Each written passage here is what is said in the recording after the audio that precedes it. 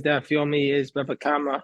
Pei Bei is a terrible day for the Jewish people, as the IDF announced that over 24 Chayalim were killed today in a terrible explosion. And so we're studying in their merit today. It should be a Yeshua for all of Am Yisrael in this very difficult time. And the Gemara is on the top of Pei Bei Zamid Aleph that we had said.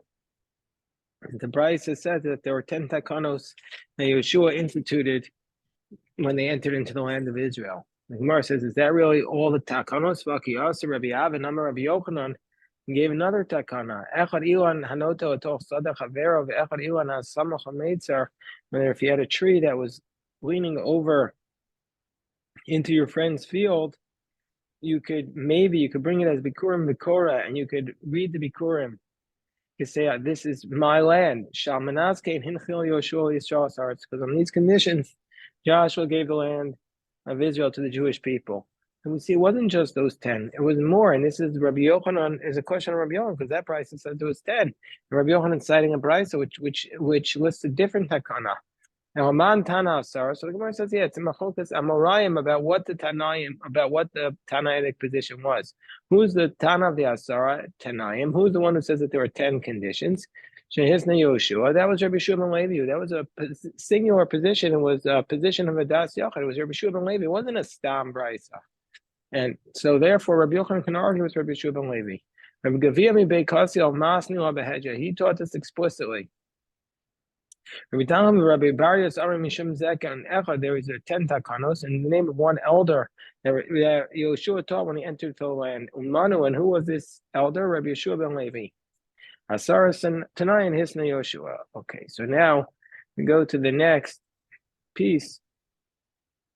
Asar Takanos Tikein Ezra. Ezra instituted 10 takanos. And what are the 10 takanos that Ezra instituted? Now we know that Yoshua comes in at the beginning of the conquering of the land, and Ezra comes back after the second temple was built. So he's at the time of when they built the second temple, and then Ezra comes back. Ezra takanos tikein Ezra. Ezra instituted 10 takanos. Shekorim mincha b'Shabbos, v'korim b'Sheni v'Chamishi, so that you read the Torah every Shabbos afternoon, that you read the Torah every Monday and Thursday, v'danim b'Sheni, and you have and that you have the court cases on Monday and Thursday, and you do your laundry every Thursday, and that you eat garlic every Friday afternoon, that a woman should bake. When she bakes, she should wake up early in the morning. A woman, when she wears her clothes, she should also wear undergarments. And that a woman, before she goes to the mikvah, she's chofefes. Gemara will explain this, to like comb her hair out to make sure that there are no knots in it. And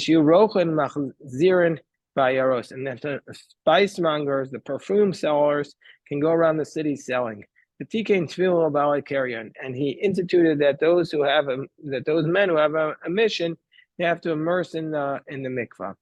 Unlike Yeshua, whose takanos had to do with going into the land, and a lot of them were about farmers and the laws of the land, Ezra's takanos were about the purity of the family and the nation, because Ezra's, and this is what the Velt says, that the Ezra was trying to help the Jewish people because they were fighting against intermarriage, and he had to send away the foreign women. So his takanos are to make the husband and wife come together, and also to be mechazik the nation spiritually. So let's go through these takanos. That you have to read every Shabbos afternoon. Rashi says that these are people, they worked all week, and it's not enough for them just to get the Torah reading on Shabbos morning. They had to get a second Torah reading. So therefore, since they wouldn't be able to go to work during the week, to go to hear the Torah during the week, we did a second Torah reading on Shabbos afternoon. That they should read the Torah every Monday and Thursday. So the Gemara says, Ezra tikein v'mikarav metakna. This wasn't Ezra. This was initially a takana. The Tanya, and this is a Brisa, and the Brisa cites a pasuk from our parasha. They went 3 days in the wilderness. It says it right after the splitting of the sea. They walked 3 days in the wilderness, and they couldn't find water. And what's water? Dorshe Rishumos, those who expound the verses taught. Amru ein mayim ela Torah, that this mayim here means Torah. They went 3 days without Torah. As it says, "High called some melech mayim," when all were thirsty. go to the water. And once they go 3 days without Torah, Nilu, they grew weak. Amdu Neviim Shebeneim. The prophets amongst them stood up, and they established that they should read the Torah on Shabbos. And stop on Sunday. Read again on Monday. And they should stop on Wednesday and Thursday.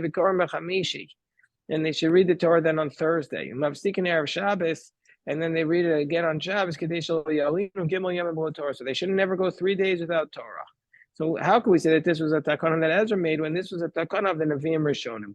So the Gemara answers, Mikar Tiknu Chad Gavra. Initially, one person was supposed to read Tosa Psuki, 3 verses. Or Inami Tosa Gavra Tosa Psuki. Or 3 men would read 3 verses. Kineged Kohanim Levim Yisraelim, corresponding to the Kohanim Levim Yisraelim. But comes along Ezra and Asahu Tikein Tosa Gavra Vasar Psuki. Ezra instituted that 3 men read a minimum of 10 verses. Kineged Asar Batwan, corresponding to the 10 Batwan. And who are the Batwan? And Rashi says these are not people who are sitting in the base measures and not learning Torah. These are people who are kasherin, bnei adam kasherin, that they don't work because their job is to be involved in the communal needs. They come early to the synagogue so that they should always be a minyan, and they're supported by the community. So we always have to read 10 verses corresponding to them. Exception is Purim morning where we only read 9 psukim. But the Tosfos asked the question, why is it the case that we read it Monday and Thursday? If you don't want to go 3 days, you could have done it Tuesday and Friday. So why did we do the breakup on Monday and Thursday? And so Tosfos says because in the Midrash it says that Moshe Rabbeinu went up on Thursday and he came down to bring up the second set of luchos, and he came down on a Monday. And so we see from here that this was a time that was a ritzoi before Hashem, that it was a time of grace before God. And so therefore, that's the reason why we read the Torah also on Monday and Thursday, and that's the reason why it's a strong custom, why it's a practice to do the longer Tachnon on Monday and Thursday, because this is a time where we pour out our hearts before God, because God, it's the idea that this is a moment where our prayers have a better chance of being accepted. Here in the language of the Gemara, it says that the early prophets amongst them stood up and instituted this. But Rambam, when he records this, he says that it was Rambam, and it seems very clear that this was Rambam, because who else was the early prophets amongst them? So it means it says that it was Moshe. So Rambam says it was Moshe Rabbeinu, and clearly it was Moshe Rabbeinu. So why does the Gemara say Nevi'im Rishonim? It means Moshe Rabbeinu and his Bezdin, and Moshe Rabbeinu. But it also doesn't say Moshe, so it must be that maybe it was Moshe with Aaron and Miriam. Who knows exactly who is being referred to by the Nevi'im Rishonim. And you do the court cases on Monday and Thursday, because that's when they would come to the cities to hear the Torah. So once they're coming to the cities, therefore they could do the court cases those days as well. So Tosfos asked the question from the first daf or the second daf in Ksubos. Vim Tomar Tosfos, Ezra. Are you based in Kivun B'chol Yom? But prior to the Takana of Ezra, the court was established every single day, like it says in the second half of Ksubos. So if that's the case, what was Ezra's Takana? So was this Takana that they should only do on Mondays and Thursdays? They were meeting every day beforehand. So Rabbeinu Tam says that originally the Takana was that in every city that there was only one city where they met every day, and Ezra instituted that they should meet in every city on Monday and Thursday. And so now, you should do your laundry, you should wash your clothes every Thursday, because like we said, Ezra wanted to make the family strong. And that you should eat garlic on Friday afternoon, because it was considered to be a propitious thing to eat for before a husband is with their wife, and the husband was supposed to be with their wife on Friday night. What does it mean? He gives his fruit in its proper time. I'm Rabbi Yehuda v'temer Rav Nachman v'temer Rav Kahana v'temer Rabbi Yochanan. This is somebody who is with his wife from one Friday night to the next. There were 5 things that said about garlic: maspia, umashlin, matzil panim, marba zera, v'horeg kinim shemnei. Garlic makes you satiated, keeps your body warm, makes your face bright, increases your seed, and kills the lice in your intestines. Others say it brings in love and reduces your jealousy. And they say the Vilna Gaon was very careful to eat the garlic, and he explained that even though we don't see the revealed things anymore, but there's also hidden reasons. Everything the Gemara says has a revealed thing and a hidden thing, and so the Vilna Gaon was makbid to eat the garlic. A woman before she bakes would get up early in that morning, the day she baked. Whenever we bake, we also have to have bread for the poor. So in case the poor would come, she would have the bread ready. That a woman would be wearing she should wear her undergarment, like these short pants under her dress. Mishum sniusa for modesty. That before a woman goes to the mikvah, she has to wash herself. The Araisi, this is not a takon of Ezra. This is a biblical law, asks the Gemara. The Tanya v'rachatz is b'saro b'mayim. They can't have anything interposing between his flesh and the water. Es b'saro, his flesh, es hatafel b'saro, meaning say you can't have anything other than your flesh when you go into the water, because it also makes a chatzitza, the interposition between the woman's body and the water, and it's not a kosher immersion. So my Nia, what does that say? Or the hair, that meaning if the hair is knotted, it's not a valid emission, that hair needs to be free and clear. So the Gemara explains, Amri Yuna Dilma Mikter. So biblically speaking, all you have to do is look at it to make sure it's not knotted, or inami mos, or maybe it's not dirty. Inami mos meaning maybe sure it's not dirty because there'll be an interposition. Top of pei beis and mabeis, va'asa iu and tiken chafifa. Comes along Ezra, and Ezra instituted that you have to really comb and brush the hair very thoroughly to make sure that there are no knots. It's not enough just to look at it. And that the perfume mongers can walk through the city because of the jewelry. We don't want anybody to, God forbid, any of the women to look unkempt. We want them to look beautiful for their husbands. Like we said, that this was something that Ezra wanted to make sure that the families were strengthened. The Tikain Tefillah about Ikarian, and Ezra instituted that the men go to the mikvah. So the Gemara says, wait 1 second, this is not a takana of Ezra. So this is the biblical law, because it says, if a man will have a seed, the rachatz is pisara b'mayim, he should wash his flesh in water. And the Gemara says, well, diaraisu a truma v'kachim. Biblically speaking, they have to go to the mikvah for truma or kachim. Also, tikein afilu divrei Torah. He instituted that you even have to go before studying Torah. So this is the most famous takana of Ezra, that this is called Tfilas Ezra. Ezra instituted that the man is supposed to immerse in the mikvah. But Tosfos says, we don't rule like Ezra. Rabbi Yehuda ben Beseira, we follow the position of Rabbi Yehuda ben Beseira, who says, divrei Torah in the words of the Torah, cannot contract tuma, and so therefore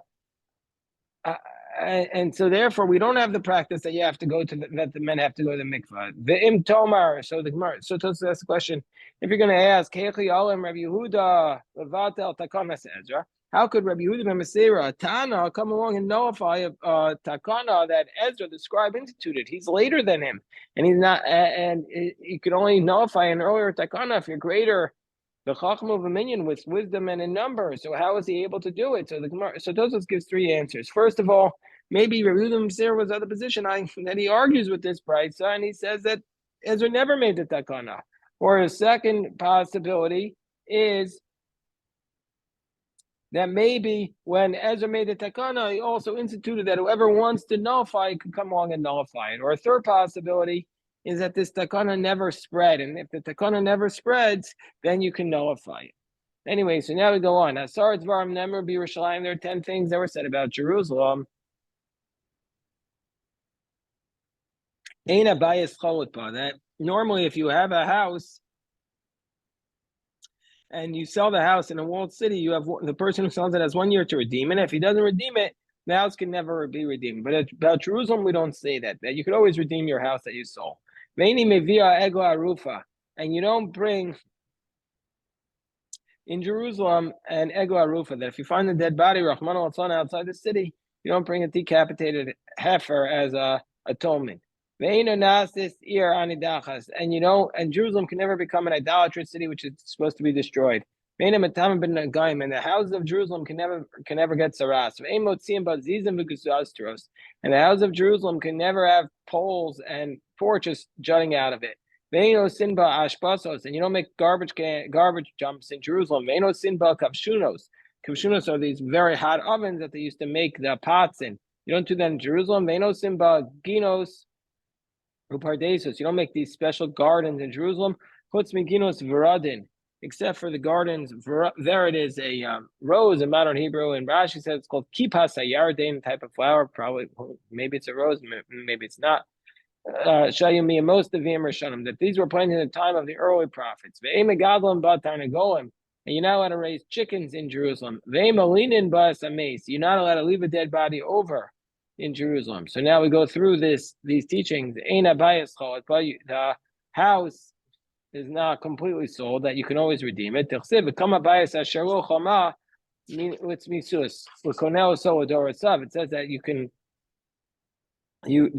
you can the one who acquires it for his generations, because Safar, and we say that Jerusalem is not included in this because Jerusalem was never divided up to the tribes. You can't bring a Egla Rufa from Jerusalem because it says and again, it's the same idea that Jerusalem, this down of this price, is of the position that Jerusalem was never given over to the tribes. So therefore, it doesn't fit into that category. It can't become a city that's destroyed for idolatry because it says, Arech, your cities. If Jerusalem was nobody's city, it was everyone's city. Jerusalem, the houses cannot give tzaras because it says when negot tzaras, but base eres achuz aslem. And again, Jerusalem was not a specific tribes. And you can't have porches or poles jutting out. And they because if somebody would walk underneath it and there would be a dead body there, and then that person would become tamei, and we don't want anybody to become tamei in Jerusalem, especially the Kohanim before they're going to serve in the temple. And also there are so many pilgrims there, and they may not have been expecting it. They might have gotten hurt, or they may have become tamei on their trip to the base of Mikdash. You can imagine you spend your whole time you're preparing to go to the base of Mikdash, and then this guy has a porch, and you become tamei because there's a piece of a dead body underneath it. You don't make garbage dump because there are dead rodents in there, and they become sharets, and you come tamei by touching it. And you can't make these fires mishum ketura because of smoke. What mishum kutra? Because of the smoke. Rashi says this is the smoke that blackens the walls of Jerusalem, and that would be a genai. That would be very not pretty for Jerusalem. And you can't make gardens.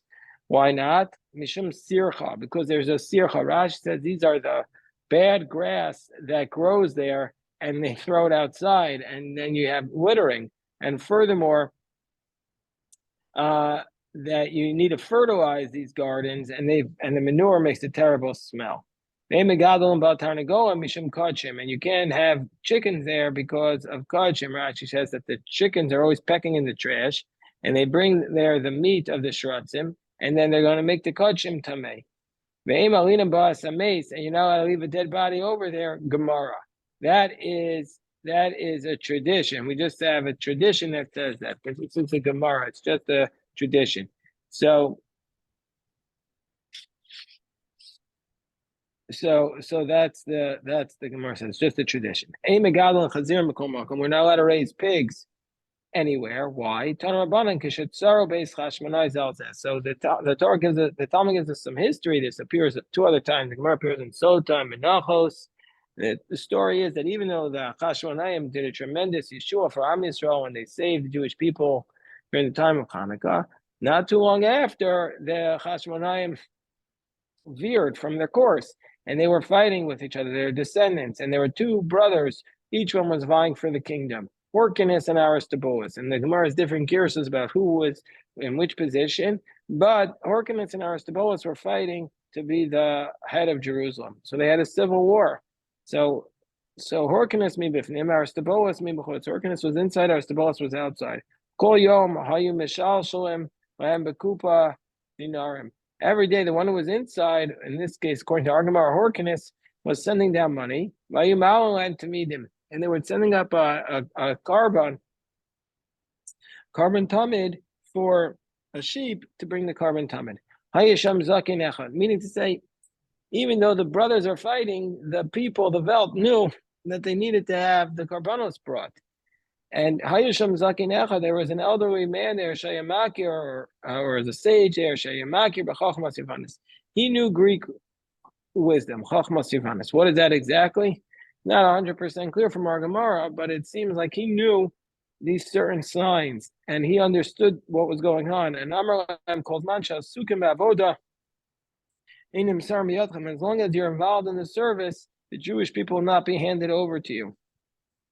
Meaning to say, there's tremendous power, spiritual power to the carbon tamid. This is why everybody has to be careful to enunciate the carbon tamid every morning and part of our karbanos. And he says, if they're bringing the carbon tamid every day, you're not going to be able to destroy them.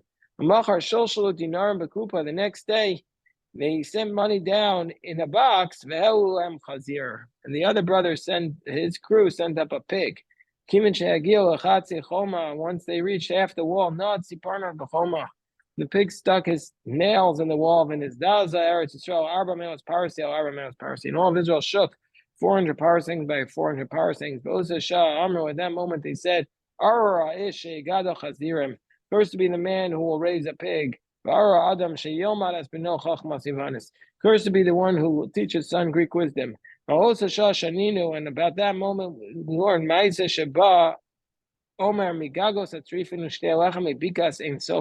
they had to bring that moment, it said in Menachos, that they had to bring the carbon omer, which had been the practice to bring it from someplace really close to Jerusalem. That time, it came from very far away because they had destroyed all the crops around the field as part of the siege. And so they had to bring the carbon omer from very far away. So we see from here that's the reason why they say you're not allowed to raise a pig, because the pig caused this tremendous destruction in the land. Gemara asked the question, so the Chacham said, as part of this brisa, that cursed to be the man who teaches his son the Greek wisdom. But the Gemara says, is it really prohibited to teach Greek wisdom? Matanya, I'm a Rebbe Eretz Yisrael. That Rebbe said, but Eretz Yisrael, Lashon Sursi Lama. Why are you talking Lashon Sursi? Rashi said, it's like Tosa says, Lashon Sursi is Lashon Arami. It's an Aramaic language. And quoting the Midrash, why are you speaking Aramaic and Hebrew? O Lashon HaKodesh, O Lashon Yavanis. You either speak in Hebrew or Greek. And so we see from here, why you say it's prohibited to teach Greek wisdom when we see that Rebbe says that you're allowed, in Israel you should either speak Hebrew or Greek. So the Gemara says, Rashi gives a different explanation of source. He says it's a lashon, like a language that's a lower language. So Tosos explains. So Amar Rabbi Yossi, and further part of that, right? So Rabbi Yossi said, or some have a different gear, so that Rav Yosef said, but Bavel, which makes sense because Rav Yosef was actually in Bavel. Lashon Arami, why are you speaking Aramaic? Lashon HaKodesh, Lashon Parsi, speak either Hebrew or Persian. So the Gemara's answer is Lashon Yavani L'chud Chachmas Yavani. There's two separate things. Here's the Greek language and Greek wisdom. Greek language is permitted, but Greek wisdom is going to be prohibited. And so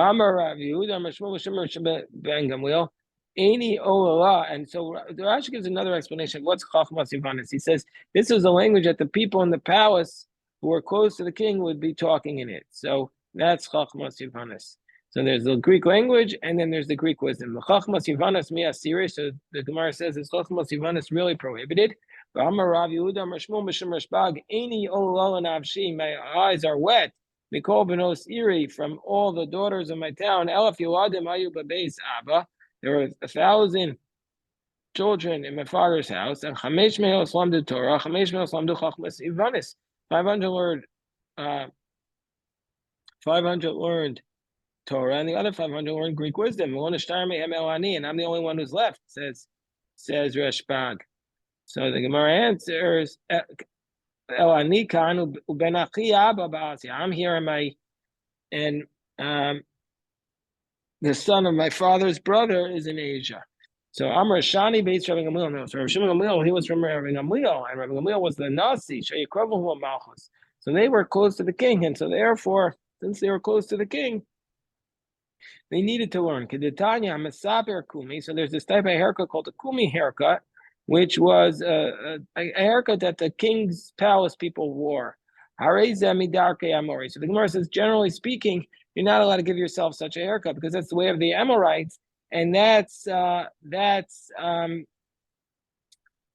violation of the prohibition of Bechukosem Oselechu. You're not allowed to walk in their ways. But Avtumas Baruven Itiru Saper Kumi. But they allowed Avtumas to get such a haircut, Mimneshu Karva Malchus, because he himself was close to the king. He needed to get such a haircut. Also, Rabbi Gamliel's house, they allowed them to talk Chachmas Ivanis because they were close to the king. The commentaries ask, well, 1 second, if it's Pikuach Nefesh, everybody should be allowed to do it. If it's not Pikuach Nefesh, then why could they do it? Because of Bechuk Kosem. Bechuk Kosem is a biblical prohibition.